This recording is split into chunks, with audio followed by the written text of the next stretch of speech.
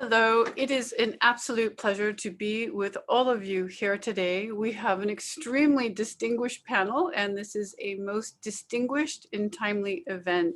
So welcome, and just a few items of housekeeping before we begin. So first, there are interpretations available to you. There is English, French, Spanish, and American Sign Language, or just sign language, excuse me. And so the trick is with the interpretation, once you select your chosen interpretation, please do stick with it. So that will avoid any technical difficulties. But in general, I think that's the only technical thing there. There is a chat moderator, so please, we welcome you to join in the chat. Please ask your questions. There will be a time where there will be plenty of back and forth between the panelists and you. So please ask your best and most challenging questions, and we'll all be really happy to join them into the discussion. So very quickly, let's see if there's any other housekeeping. Apologies. Yes, chat box, check. And then the languages, check. All right. Okay, so let's go ahead and begin. So as all of us have lived through and know, in 2020, when COVID-19 became a pandemic, it impacted all of our lives so profoundly, so deeply.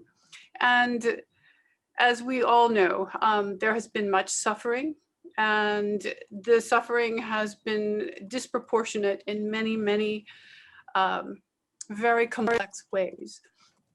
As we work through how COVID-19 and how our digital acceleration as a result of COVID-19 has impacted gender equality, here's the question: can all of the problems that have been laid even more bare than usual, can the problems that have become more striking, and can the equality, which seems even further away, can we make this into an opportunity now with COVID-19? My answer is yes, and the panelists are here to discuss with us how. So let me introduce the panelists very quickly for you. First, and just going on, we have Linda Schommel. She is the founder and CEO of Easy Pay. Linda founded Easy Pay in 2010, and she is one of the very few women founders and CEOs in the Balkans fintech sector. Well done, Linda. Well done, you. Apart from running Easy Pay, Linda is also a board member of the Albanian IT Association, the Albanian Consulting Network, Women in Business Committee, American Chamber of Commerce, and co-founder of the Network of Albanian Women Entrepreneurs. So that's very impressive. And then Hawa Yoki is also an esteemed panelist with us today. She is a youth advisory member with Plan International Sierra Leone. Hawa leads Plan International Sierra Leone's Youth Innovation Initiatives, and she's a member of the Beijing Plus 25 Youth Task Force. Well done. Which supports and guides UN Women's efforts to place young people at the center of the Beijing 25 process. She is passionate about women's involvement in STEM, science, technology, engineering, and mathematics. Well done. And then we also have Mr. Magnus Magnuson. He is the Director for Partnerships and Outreach of the Social and Human Sciences sector of UNESCO. The departmental agenda includes the achievement of social inclusion and gender equality, advancing youth development, promotion of values through sports, anti-racism and anti-discriminatory agenda, and ethics of artificial intelligence. Very well done. Thank you all for your work. So Hawa, beginning with you, I'm very, very curious about the work that you've been doing and the context of your work, and you know, what are your thoughts about how COVID-19 has changed the landscape, and how can we arrive at more equality, more transparency, and more fairness despite the pandemic, or perhaps even because of it? What are your thoughts on this issue? Thank you so much. So I think the COVID-19 has impacted each and every one of us here. For us here in Sierra Leone, we are still fighting the pandemic. This has impacted us because since I'm running the Plan International Youth Innovation Lab, this has really taken a toll on how we meet, how we engage with people. And because of this, we have been having a limited number of people that have been coming in and working in our innovation lab. And I think this is a big impact. Looking at the fact that in terms of technology, Sierra Leone is still not on the global map. We're still fighting to reach out to people, to engage people in terms of technology, what it is about, how can we use technology to solve issues. So with this whole pandemic and it's seizing our workflow, this has really been a setback. But notwithstanding, we have also have a lot of positive impact, because now we have mapped out where we want to be, how we want to operate, giving us a short period of time, how we can move from in-person learning to digital space, that is to using technologies like Zoom, how we can introduce these things in our schools, our communities. So this is the positive aspect of COVID. But yet still we're still trying to bridge the gap between how we can introduce technology to schools and communities, how we can be able to young people can be able to access it. Thank you. May I ask you a follow-up question? Have you found, so you mentioned that there were some challenges. I'm very curious. One of the things in my work at the World Privacy Forum, we work a lot with ID for Africa, and they had the most amazing presentation on quite a few different jurisdictions within Africa on some of the challenges that the pandemic had brought, and also some of the things that are changing, as you just mentioned. What would you say your greatest obstacle was, and what would you say is your greatest pandemic success? Oh, okay. So for me here, my greatest obstacle in looking at a general perspective was how to use the internet.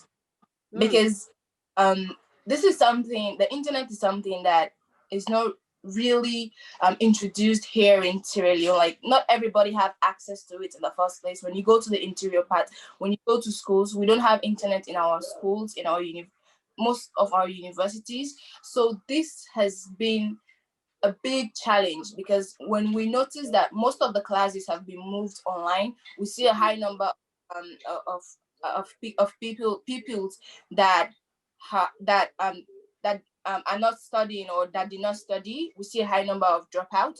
We saw a high number of teenage pregnancy due to the fact that girls are not introduced to internet, or do not know how to use internet or how to use a computer. So this is like one of the huge setback that COVID-19 brought.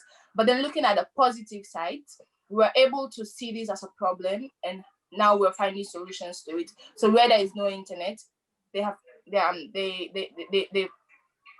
started providing internet for these schools. Where there is no technological, like laptop, how to use Zooms, these educational things are now going on in our community. So this is like the positive aspect of it. We saw our gaps, and now we are trying to see how we can be able to fill those gaps. May I ask a quick follow-up question about mobile technology? Have you found that it is helpful, or particularly helpful, for folks to be using mobile to access Zoom and education, and to fill in some of the internet gaps? Or is that also a gap that needs to be addressed, having the mobile technology? for us here in Sierra Leone, mobile technology is like very, very common. Most of the girls here, most of the people here have access to mobile phones. So for me, I think we can be able to utilize that to be able to get access to Zooms, because since people here don't have access to computers, I think we can use the mobile phones for them to be able to access Zooms and other learning platforms. Excellent. Thank you so much. Your intervention is very hopeful, and I'm looking forward to hearing more about this as we move forward. Linda, may I ask, what is your response to this same question? How has COVID-19 changed your landscape? What do you see? You're working in a very vibrant sector. FinTech is just really coming into its own, but that is primarily where there is internet access and where there's the skills to use this. What are you seeing from your perspective in this world, and what opportunities does the pandemic present to you? Thank you, Pam, for the question. Yes, we had, as all the other entrepreneurs in the world, we had many challenges during the pandemic time, and we are still facing them. In Albania, we were hit not only from the pandemic, but I need to mention that in 2019, we were hit by a big earthquake as well, which brought the economic crisis in deeper level, because we were hit twice. And you know that these fragile economies are very sensitive. Coming back to pandemic and COVID-19, I would like to share the perspective from the private sector in Albania, as well as from fintech sector, which I represent via EasyPay. Let me share with you how I started the day today in order to bring some optimism. I started the day with a regional network of STEM women. So it was a meeting between all STEM women, more than 60 women, talking about technology, innovation in Balkan, mathematics, and everything. Every woman was sharing what is happening in their countries, like Macedonia, Bosnia-Herzegovina, Serbia, etc. I was impressed by the activities happening in all Balkan, even though all the countries are facing deep crisis. So women were sharing initiatives about mentorship, about entrepreneurship, about research that has been done in the region. So I think digitalization is happening in Balkan, it's on the right path, and women are doing a qualitative shifts towards their representation in this male domination sector as it is ICT. We do have some data about ICT representations in Albania and Kosovo are more or less in job market are more or less 30%. So we are still, it's good, but still in low level. What we were hit the most, or what was the biggest challenge from the business perspective for us, it was missing of resources due to the pandemic. Women are more hit with unpaid work and the health problems in their family. So we needed to keep the same rhythm of the business, having a lot of resources missing. From the client base, there were other challenges. So online payments were very increasing rapidly because everyone wanted to pay online. But the main challenge was that after the lockdown, so the shops and the economy came to normal, how to keep these customers stay online. This was the main challenge for us. Anyway, coming back to women and the access to innovation and technology, I would like to share the main barriers and how towards accessing technology and innovation. The first barrier is access to information and access to knowledge. I would like to share some statistics about my country. So the internet penetration in Albania is quite high. Fortunately, is 72%. And the mobile penetration is pretty high, is 143%. So almost people, everyone has more than one mobile phone in their hand. Yes. And we should use this as an opportunity, a big opportunity for the Balkan region and Albania, for the women to access, to have access in information and to the knowledge. So not waiting to go in the school and to get information only from the schools or from university, but they have much bigger access, or even for starting a startup or to run a business. The second barrier that I would like to share is innovation, and I would like to emphasize this barrier. So technology is helping people towards having a higher education, and not only education, but I would like to emphasize the training and upskilling. We as EasyPay, we have done a lot in this field, especially in the financial inclusion and financial education. Albania, unfortunately, has still a high level of unbanked people. It's around 60% of the population is still unbanked. So financial literacy is still in low levels. And our focus with the technology and with the fintech revolution, which is happening here, is to address these unbanked people. So how to make them access to finance and empower the women through this access to finance. Thank you so much. I'd like to dip into those topics a bit more when we move into question and answer, but thank you. Very, very thought-provoking. I'm very happy to say that some of the panelists who were stuck in the waiting room have been able to make it in. So I'm going to go ahead and proceed. I would like to introduce Irlaki Nadarishvili. He is the Deputy Minister of Economy and Sustainable Development for the government of Georgia.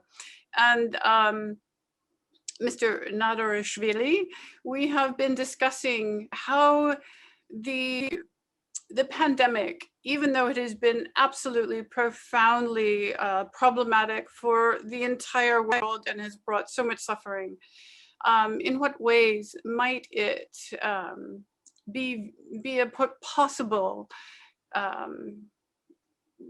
may it open some doors and opportunities for positive change in the area of gender equality? What is your view from the perspective of your work?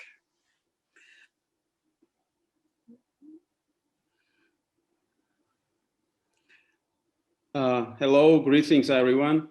Indeed, I had some problems with entering the room, but I believe you can hear and see me now. Perfect, perfect, thank you.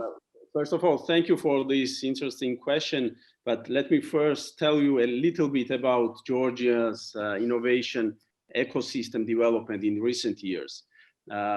keeping the momentum of Georgia's strong reform process, the government of Georgia clearly followed the path of sustainable development, where the adoption of innovations and technologies improves knowledge diffusion across sectors and supports startups internationalization, as well as equal human capital development. So altogether, this gives the country the advantage it needs to transform into a modern knowledge-based economy. And it was a strong milestone that Georgia started building the innovation ecosystem since 2014 and had the clear mandate towards sustainable industrial development, meaning the stimulation of innovation and modern technologies, facilitation of commercialization and usage of R&D, support of innovative startups and their competitive growth, and of course, facilitation of cooperation between representatives of science and businesses. One of the main challenges of this way, and particularly in the post-COVID recovery period, is to provide the workforce with the skills needed to meet the demands of a changing labor market, and more importantly, to ensure that women and girls are not left behind. Never has it been more vital to empower the role of women studying and working in digital technology. Mm-hmm. Nevertheless, we all know and agree that around the world, women are underrepresented in the ICT employment sector, and without targeted interventions, women's limited participation in STEM will disadvantage them in the growing number of technical fields. Yes. But getting back to your question, let me tell you about our programs and women's participation in them, if I may. We have the training programs for ICT and non-ICT specialists with particular attention on women participation in them. The courses culminate in exams to obtain internationally recognized certification, and another 3,000 individual trainees are to be trained through this program in the period of 2021-2022, the post-COVID recovery period. And the government of Georgia finances both trainings and certification exams for all 3,000 individuals. And here, women are specifically encouraged to participate. Another crucial part of our ecosystem is access to finance. So the Georgian government has mobilized the state funding for most risky stages of startups. And through small grants program where startups are able to transform their ideas into prototypes, we have 96 women who gained grants out of the total 441 beneficiaries. It's not even a half of the total number, but we have the positive dynamic, which is most important for us. Another program which aims to stimulate entrepreneurial and innovative solutions is the matching grants program of 100,000 and 650,000 Georgian laris. This is about $30,000 and $200,000 grants program. They are running to promote startups and their global scalable innovative projects. So here, during the period of the last 2 years, from 2018 to 2020, among 95 winners, we have 33 female founder startups, which also is a good achievement for our ecosystem, for our new ecosystem. We have different programs, but let me tell you let me highlight that we believe that technology as a game changer for women and girls can make a reality where gender equality is well realized. And we are further planning to support STEM enrichment programs and encourage gender-sensitive STEM learning environments, to facilitate partnerships between startups, ICT companies, and technology training programs to offer women and girls real-world experiences. Equal representation of women in all spheres and at all levels of professional life will help counter discriminatory social norms and stereotypes that significantly hamper social development. We express readiness to deepen our resolve, increase our efforts towards women's involvement in technology, and define some new steps to approach the sustainable development of our economy and innovation ecosystem. Thank you, and I'm ready for any questions. Thank you so much. I really like your your use of the term ecosystem. I think this is very important because in the end, we're trying to, all of us, make systemic change, and you can't do it just bit by bit. You've got to really look at the whole system from top to bottom and really approach it in a very, very organic way. Thank you so much. Very, very, very interesting. And then I'm going to turn now to Maria Jose Martinez. She is the advisor, International Affairs Department at the Ministry of Women and Gender Equality for the government of Chile. And Maria, thank you for joining us today. I'm very, very interested to hear your response.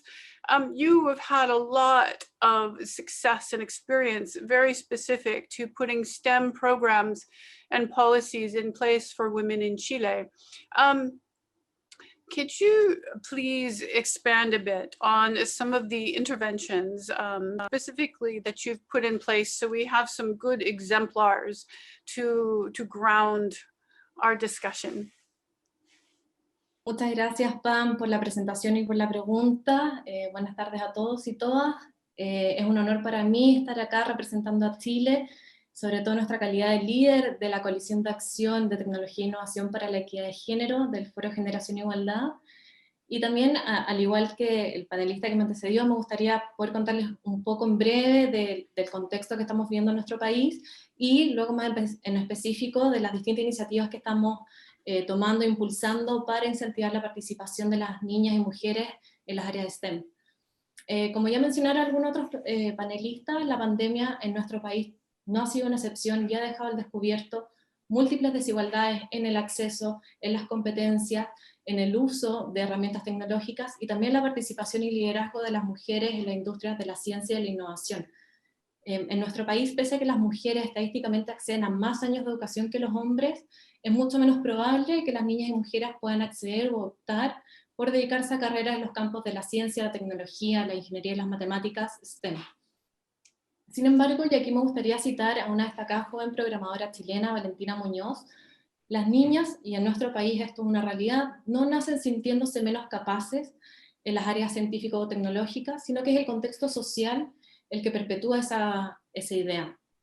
Sabemos que existen barreras multidimensionales que impiden a las mujeres y las niñas incorporarse y desarrollarse plenamente en los distintos ámbitos de la ciencia y la tecnología, como son los estereotipos, las normas sociales de cuidado, y también las expectativas de docentes, pares y familias.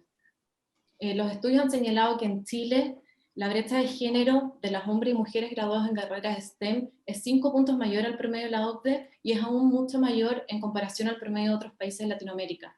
Es en este contexto y teniendo en cuenta estos antecedentes que nuestro gobierno ha impulsado diversas iniciativas que se caracterizan por ser intersectoriales, es decir, involucrar a distintos ministerios, y también por incluir la perspectiva de género para incentivar e impulsar a que más niñas y mujeres ingresen y se puedan desarrollar en estas carreras. Primero, nuestro Ministerio de la Mujer y la Equidad de Género, junto con el Ministerio de Ciencia, Tecnología, Conocimiento e Innovación, han llevado a cabo la campaña Más Mujeres en Ciencia, que busca motivar a más niñas y jóvenes a que opten por estas carreras, especialmente para elevar la participación de las mujeres en carreras que han sido históricamente masculinizadas.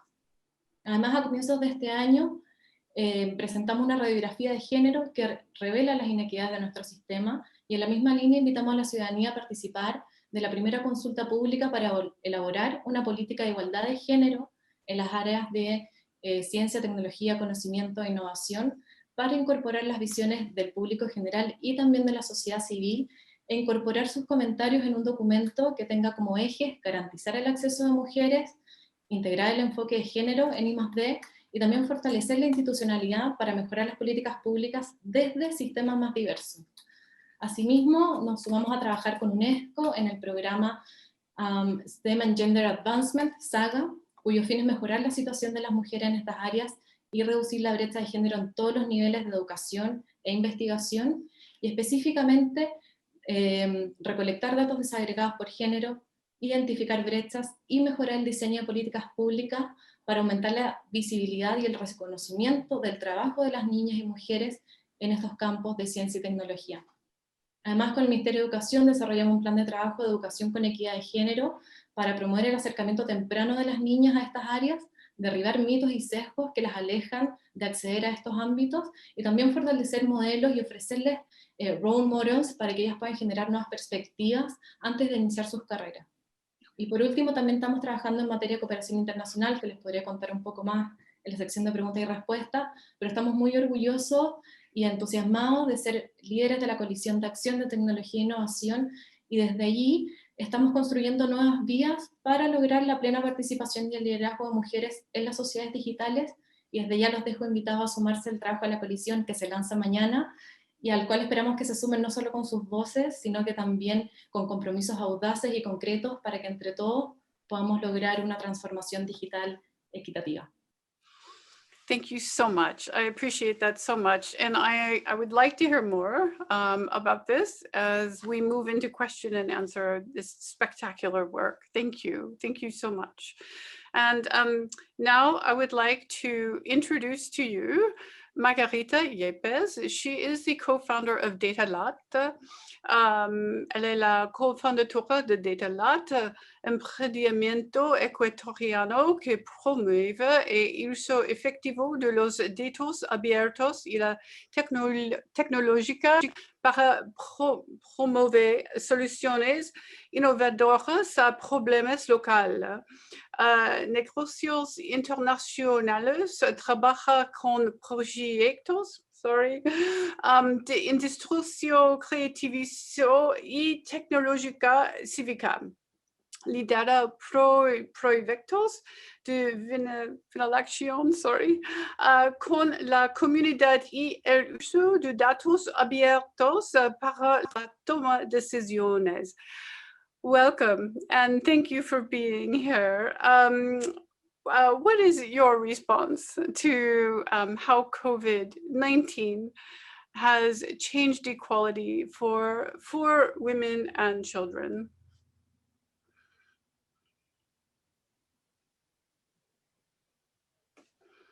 Muchísimas gracias, Pam, y a todas las personas que nos acompañan. Bueno, en nuestro caso desde Ecuador, pues cómo podemos mejorar el acceso de mujeres a los datos en diferentes contextos.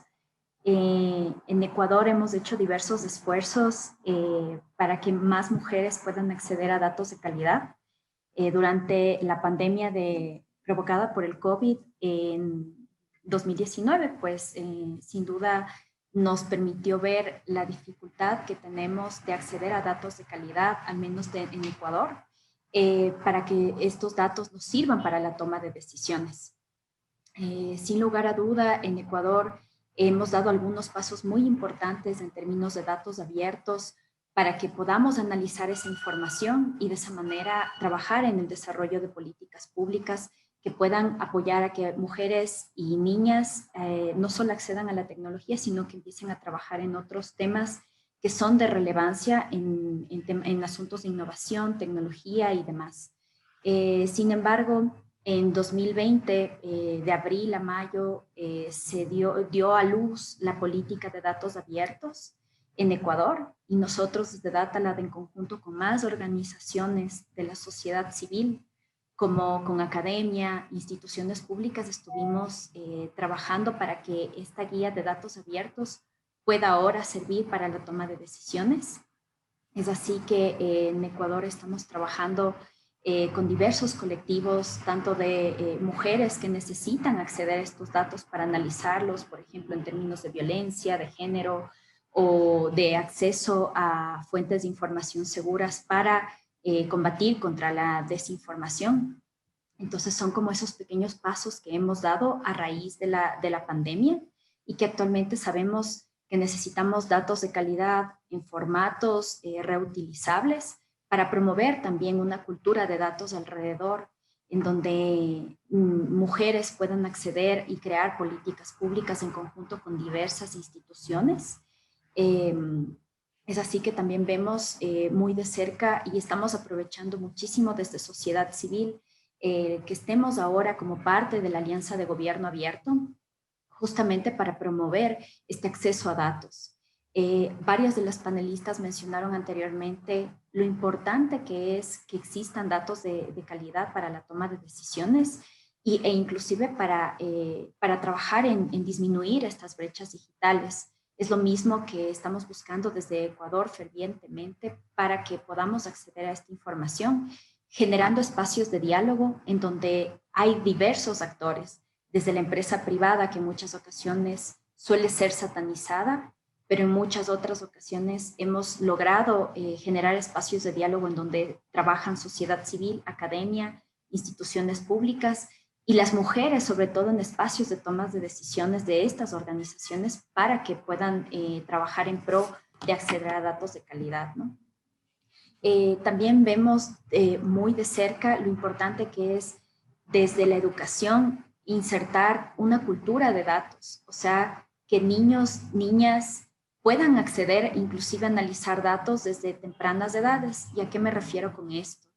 Que en la educación hay muchas otras formas de insertar a niñas en tempranas edades para que a través de juegos que tengan que ver con visualizaciones análogas puedan jugar un poco más con información y desde ahí empezamos ya a trabajar en una cultura de datos en tempranas edades. Es lo que hemos hecho desde DataLab en cuestiones, tenemos actualmente una escuela de datos que se llama Datea, que lo que busca es justamente utilizar metodologías muy sencillas que lleguen a un público que no necesariamente tiene acceso a tecnología todo el tiempo.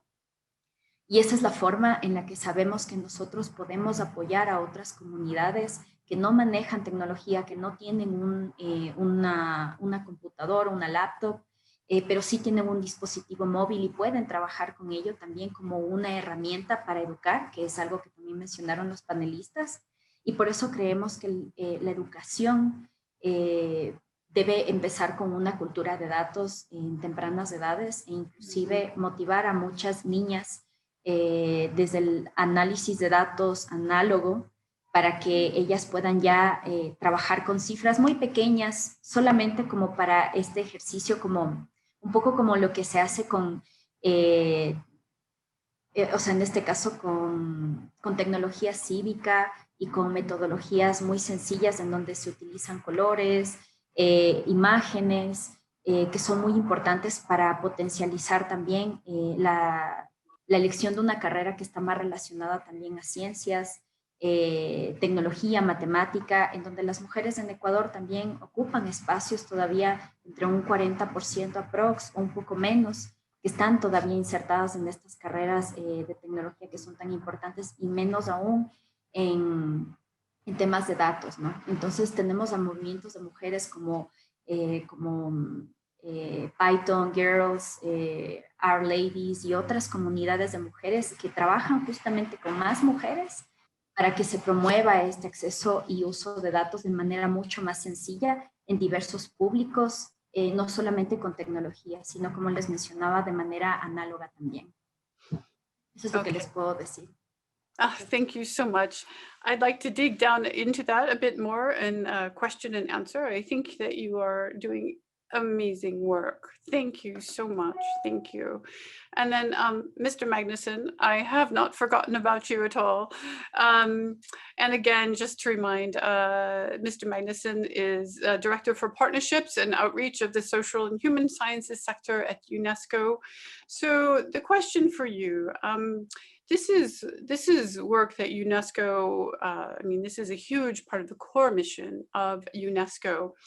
In terms of what UNESCO is doing regarding the ethics of science and technology and promoting gender equality in the digital world, how can we foster gender transformative approaches through the development, for example, and deployment of artificial intelligence and machine learning, or AI and machine learning, and I would also include data, if you will, in that. And actually, I can speak about that as well. But just would very much like your take on that.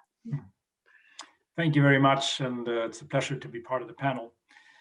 First of all, of course, we're facing a unprecedented, I would say, crisis, health crisis We're also facing a social and economic crisis, obviously, with now the UN is estimating up to 200 million people going back into extreme poverty. So we're really talking about a very severe backlash from this situation. At the same time, of course, we should also recognize that the pandemic has been a game changer in terms of the recourse to technologies in record time. We've changed our existing kind of existence in a way, we've moved a lot of it online, and we've changed our behavior in terms of where we work from, how we get our information, how we interact, even groceries, even, visits to the doctor, even that is online in some cases. So it's opened up a lot of paths. And some of these paths have included artificial intelligence all the time without us knowing it, and more so, right? Yes. Yes.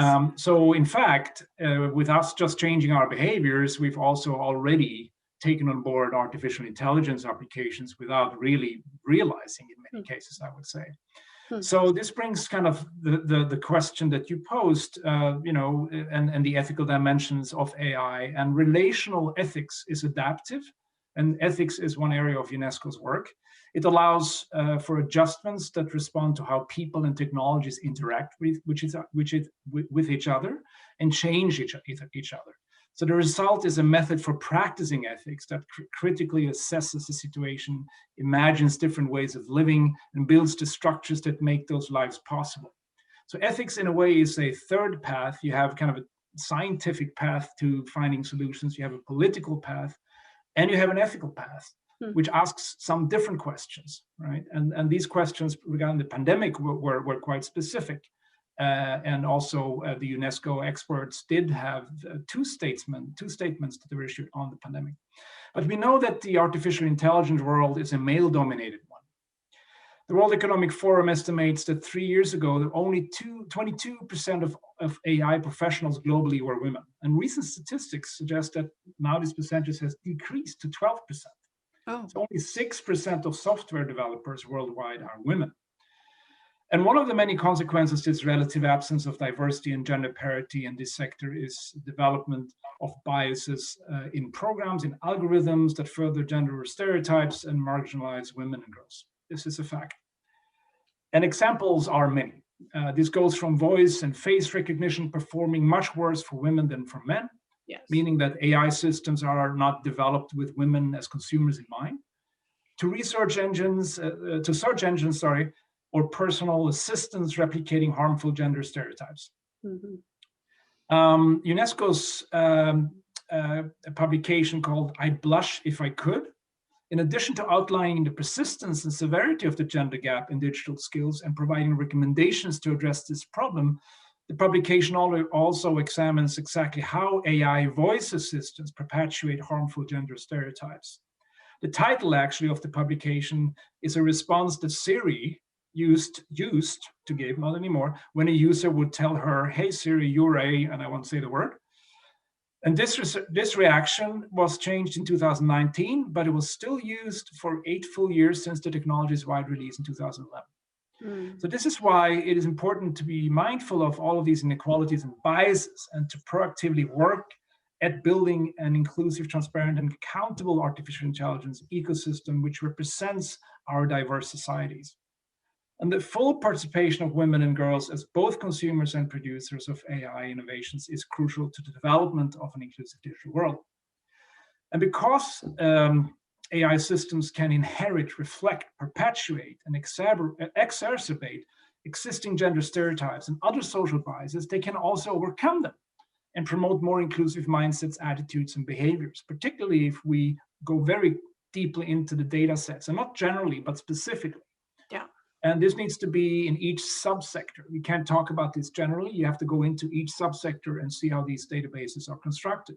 So for instance, AI can be used to surface biases in hiring and promoting.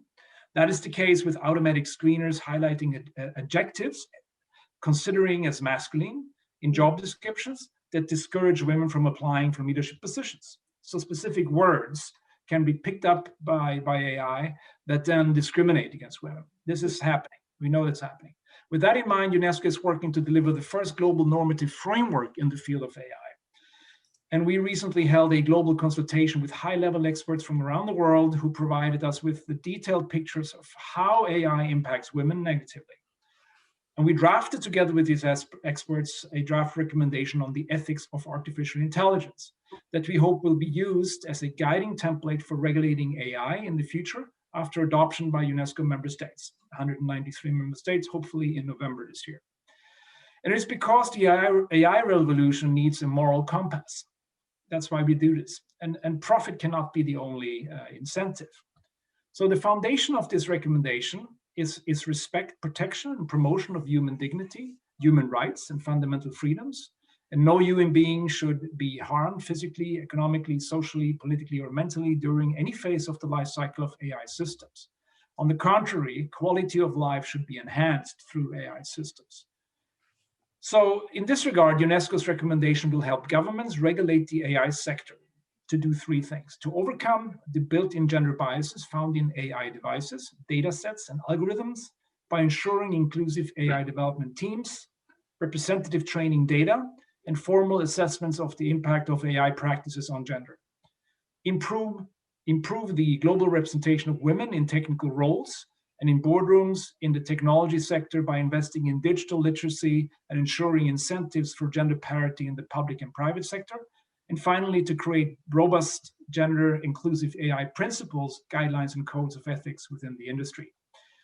And just a final comment, for a gender transformative approach to AI to be effective, it has to be a standalone principle and not addressed merely by attaching some stock phrase like "with a particular focus on gender aspects," end quote, to a mass of other concerns. Concern for gender equality is not a subset of a general concern for bias in the development and use of algorithms. And this implies to governments, private sector, civil society, international organizations, technical communities, academia. They must respect human rights instruments and frameworks in their interventions in the process surrounding the life cycle of AI systems. So new technologies need to provide new means to advocate, defend, and exercise human rights and not to infringe them. And of course, particularly, this needs to also reflect the work ethics in the private sector. So regulation is important by government, but also self-regulatory dimensions. And those are also part of UNESCO's networks. But this will be a recommendation adopted by governments and the first global normative instrument on AI. Thank you. Thank you. Thank you for your comments. They're very intriguing. I agree with you. Gender is not just simply a subset of bias. It is its own discipline and it has its own issues. I remember well looking at there was a large report put out by NIST, a standards organization in the US, in regards to a 2-year study in regards to face recognition in particular. And face recognition, of course, is today's face recognition is all machine learning and AI. And their findings were shocking. The fact that, for example, a system that is so important for identity and authentication and whatnot, for it to have that pronounced of a gender bias was really was quite shocking when I first read that report. Thank you, and I look forward, all of us look forward to reading that. I'm just going to wrap up all of these really, really wonderful interventions with just a quick summary from my own perspective, if I may. I want to focus a little bit on how COVID-19 accelerated what I call a digital-first society, and what that means. Last year, actually, it started in October of 2019. The Center for Global Development and the World Privacy Forum, where I'm the executive director, we started a joint study on data in the context of development. And this was inclusive of AI. And of course, after our work began, we hit the pandemic. And so we redid our methodology after much consternation and thinking. And we started to focus on, okay, what changes with the pandemic? our focus was on the LMICs, or the non-wealthy nations. And I think the thing that really surprised me the most is that there were the problems cut very deep, and they were quite systemic. And if you add then, questions about gender, then you would see even additional issues there. So the things, there are just 5 quick things I would say about how things have changed and what the opportunity might be, and what it's shown us. One is that I do believe that across all jurisdictions, we need much greater numeracy and much better data and more comprehensive and accurate data about women and girls. We don't yet have that. And if even just one jurisdiction does not have comprehensive statistical data about girls and women, then all of us suffer, because we really need to understand what's happening out there on the ground. We need a real understanding. And I think having very good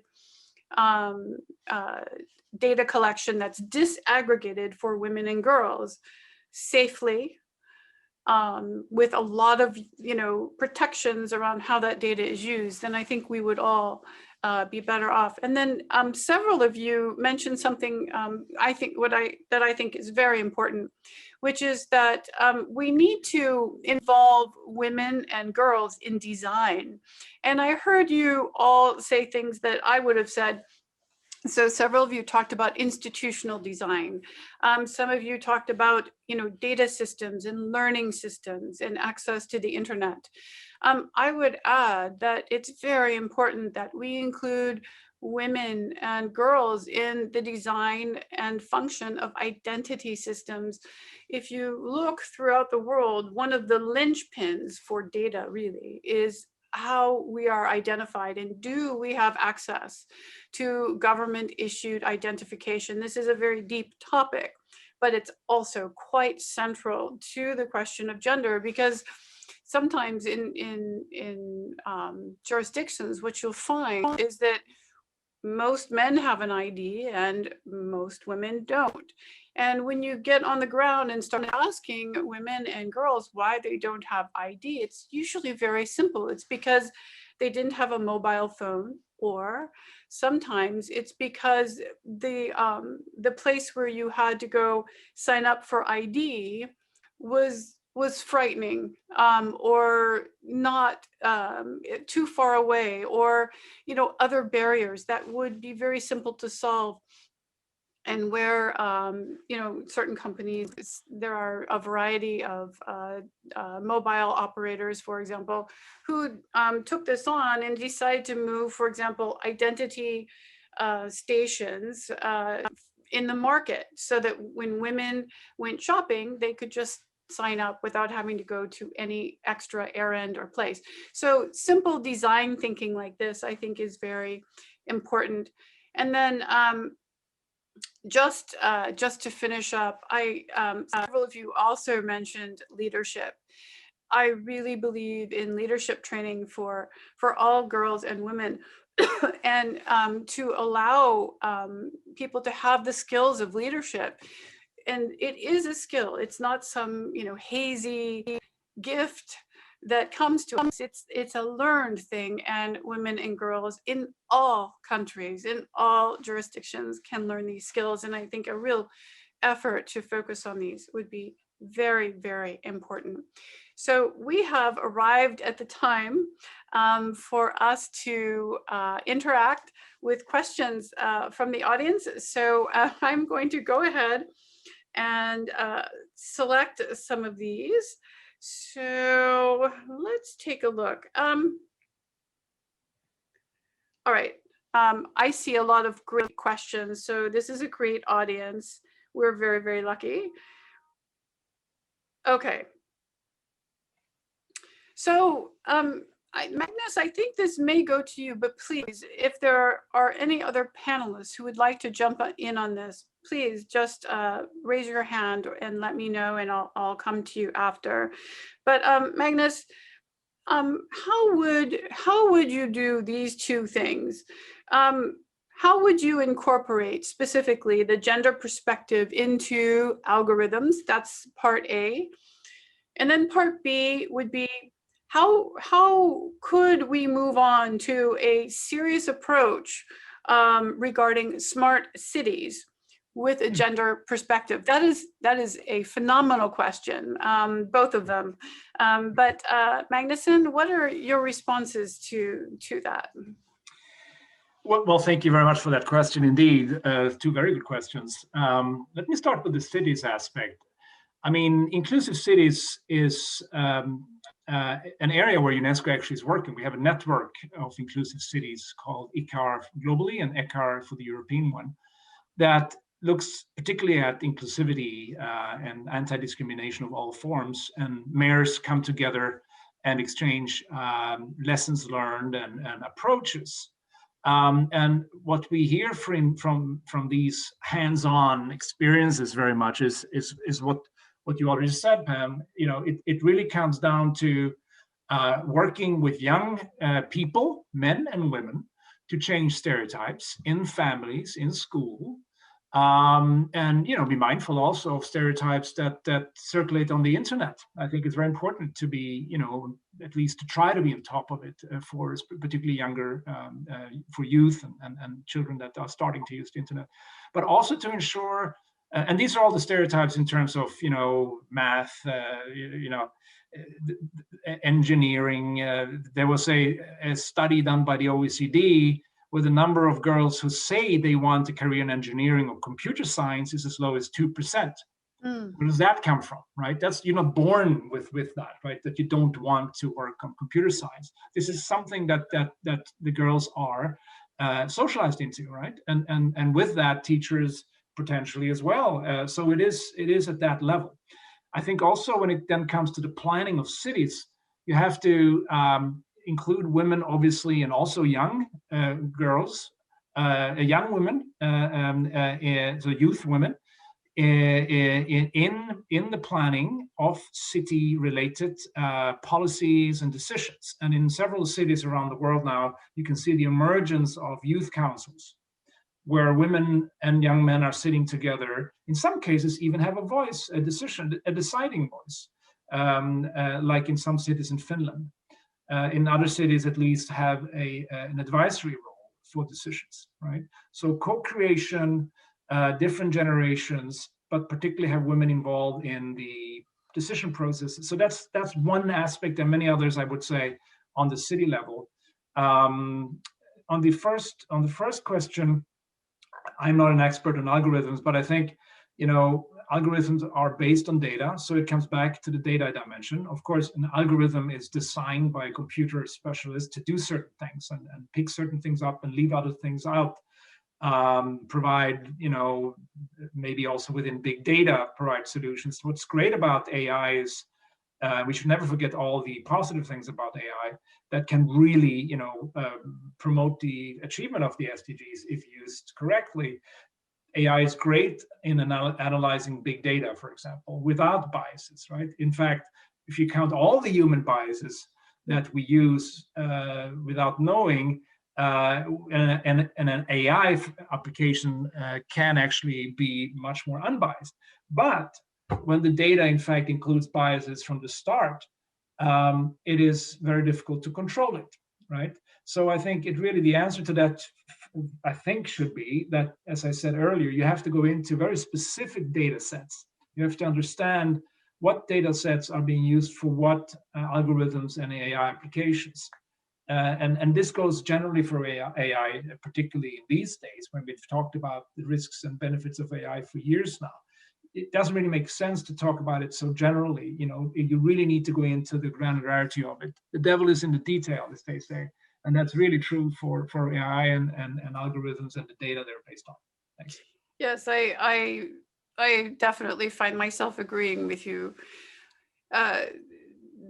There was a moment, I'd say 5, 6 or so years ago, maybe 7 years ago at the most, when everyone was scrambling to make principles. I think we all remember them. But now, for example, we have the OECD principles, and we have other principles. We have lots of principles, and there is now a real pattern to the principles. We know that we're looking at fairness, accuracy, transparency, explainability, some of these other issues in AI. And I agree, it is time now to take the next step, a really big step, and get more granular and understand that we're going to have some specialization in AI going forward. And I agree with that. I think that is definitely a very good idea for becoming part of the solution. It's not actually something I thought of. So thank you. That's, I think, a very important idea. Okay. Hawa, thank you. You've been so patient. I have a question for you from the audience. We have a gap between generations, and you are working with youth.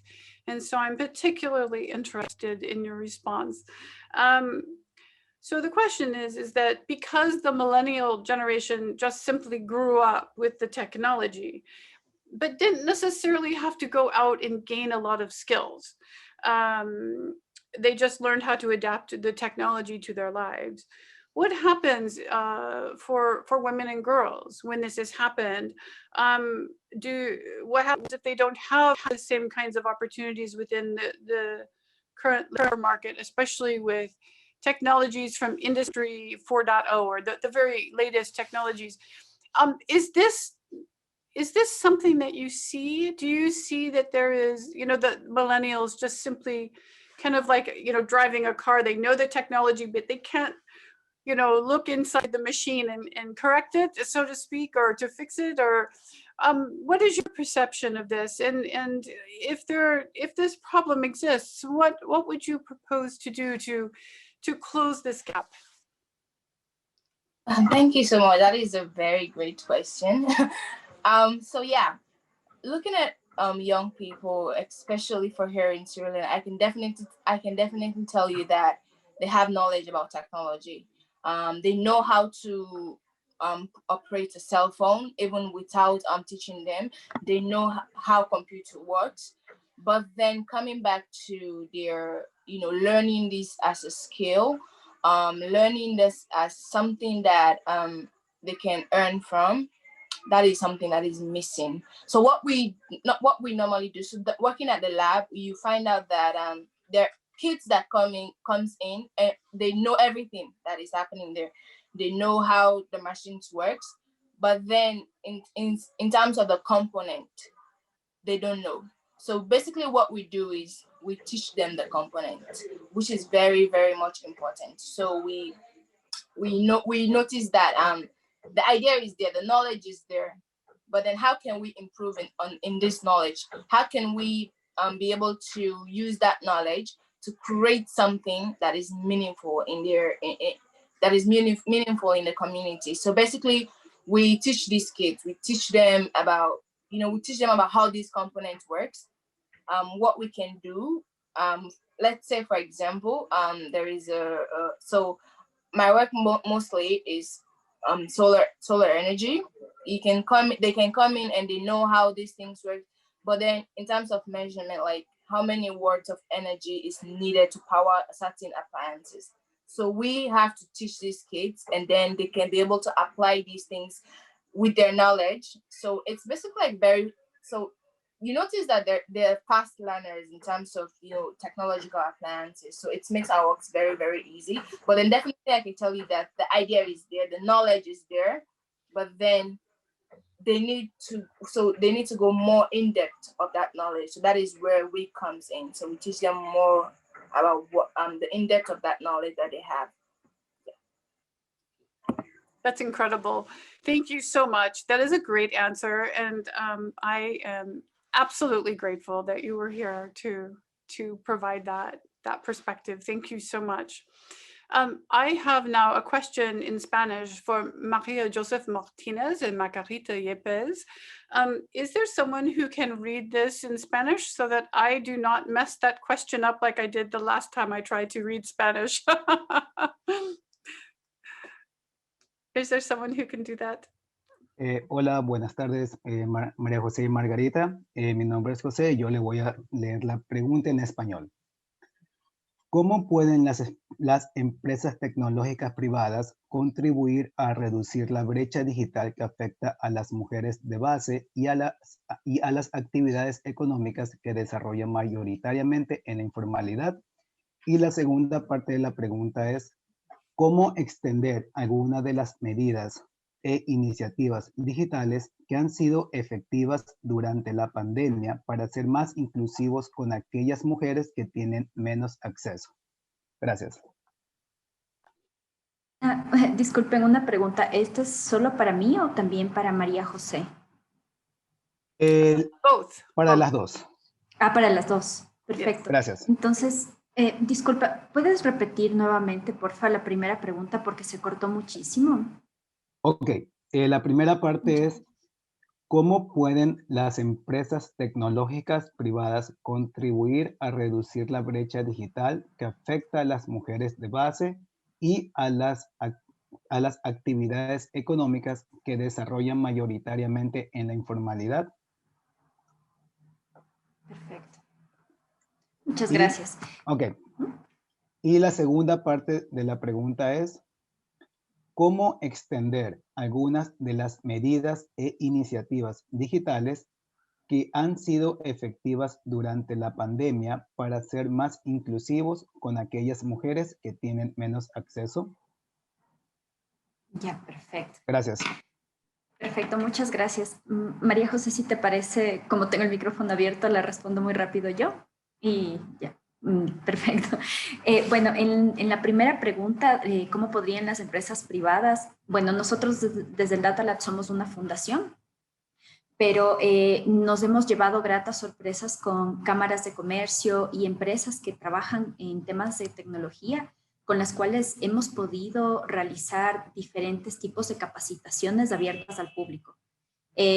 Bueno, actualmente son digitales, pero antes de la pandemia entrelazamos como muchas redes de contactos con diversos actores que nos permitan justamente desde el lado privado y con el conocimiento que saben, que tienen en sus empresas, extenderlo hacia un público mucho más general y que está como súper curioso de aprender más cosas en términos de análisis de datos. Por eso les mencionaba anteriormente que es muy importante el lenguaje simple que se utiliza para trasladar esta información hacia públicos que no están totalmente digitalizados, que no tienen acceso siempre a dispositivos tecnológicos. Y esa es una forma en la que podemos entrelazar justamente aquello que no tiene sociedad civil, que en muchas ocasiones es tal vez infraestructura tecnológica o espacios de capacitación, pues las empresas pueden suplir estos espacios para llegar a más gente. Entonces nosotros creemos mucho en lo importante que es generar ecosistemas en donde no solamente sea un actor que dirige este tipo de procesos, más bien que se entrelazan con academia, que también es un actor muy importante para trabajar en términos de disminuir brechas digitales y también brechas de conocimiento y generar pues todas estas capas de conocimiento para gente que está muy curiosa pero que no puede acceder a una educación formal, y esa es una forma.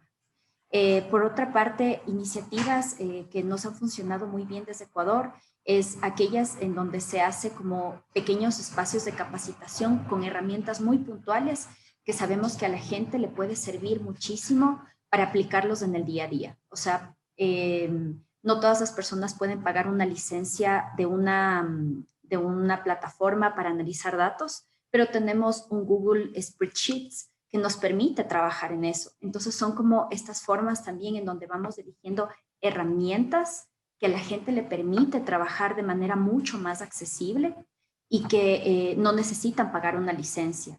Es por eso también que nos hemos unido con comunidades de desarrollo de software libre para que con ellos podamos encontrar diferentes herramientas que puedan llegar a más personas.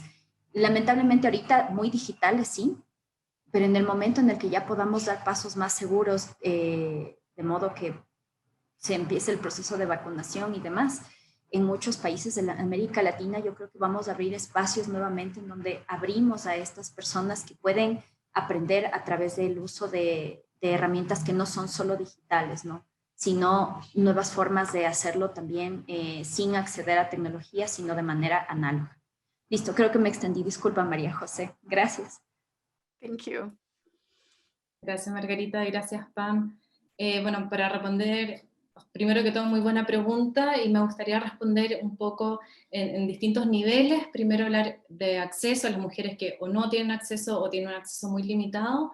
Por otra parte, el desarrollo de competencia y capacitación hacia mujeres en términos de herramientas digitales. Y por último, un poco las alianzas que estamos realizando con el sector privado para que ellos contribuyan.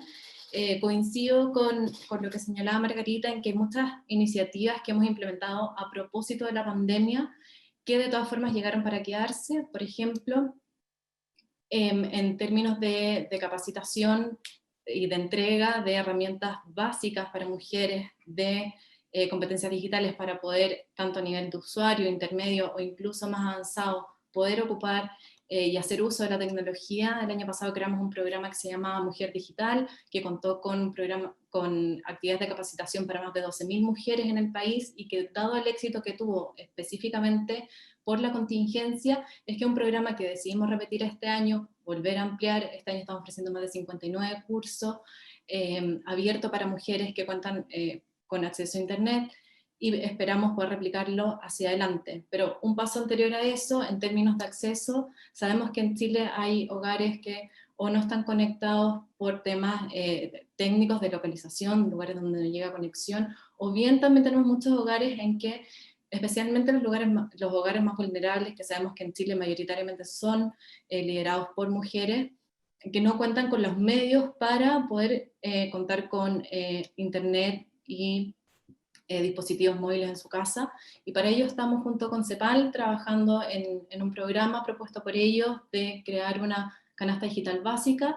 Estamos trabajando junto a otros ministerios como el de Desarrollo Social y la Subsecretaría de Telecomunicaciones para ver cómo podemos dar acceso a los hogares no conectados más vulnerables del país, liderados por mujeres, a través al menos de algún subsidio en forma de datos que les permita poder conectarse, y una vez conectados luego ya acceder a nuestros programas de capacitación en habilidades digitales que estamos expandiendo.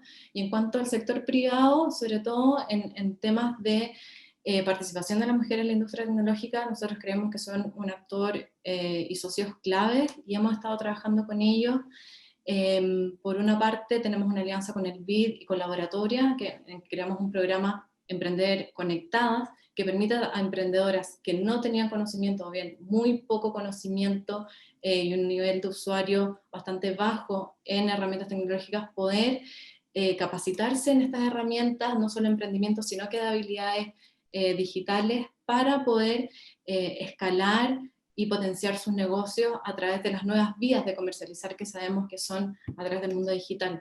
Y también estamos trabajando de forma bien importante, sobre todo por aquellas mujeres que no están integradas en las industrias que en nuestro país son esencialmente masculinizadas, y que son claves también estas industrias para el proceso de recuperación, como son la minería, la construcción, las telecomunicaciones, etc.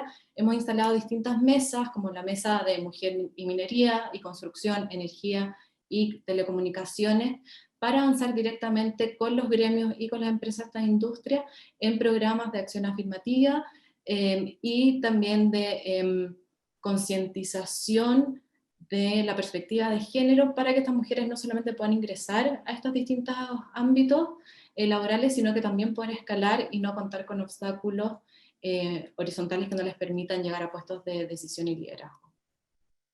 Okay. Thank you so much. Muchas gracias.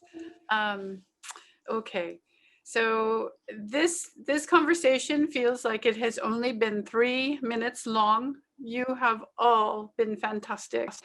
So I want to thank all our panelists. I have taken from all of the wealth that you have said, I am taking away 3 highlights. And this does not do justice to the richness of the conversation, but I think we can fit everything in under these 3 highlights. So first, there is such a big difference between legislation on the books and the reality on the ground. We can have all the laws in the world that say women and girls are equal. But if in our reality of day to day, there is not equality, well, we have to make it real. And I really liked the idea of a path of ethics, something beyond just, national legislatures, something that really puts the meat on the bones of all of the principles that we have worked on, all of us, but to move forward, to really take the ideas and to put them into practice in a very granular way, which brings me to the second point, which is the work of each of you who have spoken today is highly granular, highly specific, and enormously diverse. And even just this in and of itself teaches us something very important. The field of, and the idea and the issue of gender equality is not at its beginning anymore. And it is time to specialize and to find and ensure that we have subspecialties within the idea of gender equality and find out where all of our talents allow us to best fit within that and work in very specific ways, even though it might not feel like we're achieving anything. All of you are proof that if we do our utmost as individuals, we will achieve something as long as we keep hope and keep moving forward. And something else that has really been very striking to me in this conversation is that we must remember always the building blocks. Even when things are high tech, even during a pandemic, we always have to be building skills, building leadership skills, building STEM and math skills, building workplaces that allow girls to want to go into AI, into engineering, or to become a doctor, or whatever it is that they wish. So we have a lot of work ahead of us, but all of you have already done exceptionally important work. And I thank all of you for sharing your knowledge and your expertise and your passion and work with us. And thank you to the Generation Equality Forum. And the forum will continue through this week. I will be attending the sessions and I'm looking forward to them. And I hope to see all of you again. And thank you again so much. Thank you. Thank you. Thank you. It was a pleasure to participate. Muchas gracias. Real Qué pleasure. gusto. Muchas gracias a todos. You guys were fabulous. Bye-bye. Bye-bye. Bye-bye, everyone. Bye-bye. Thank you so much. Bye-bye. Bye-bye.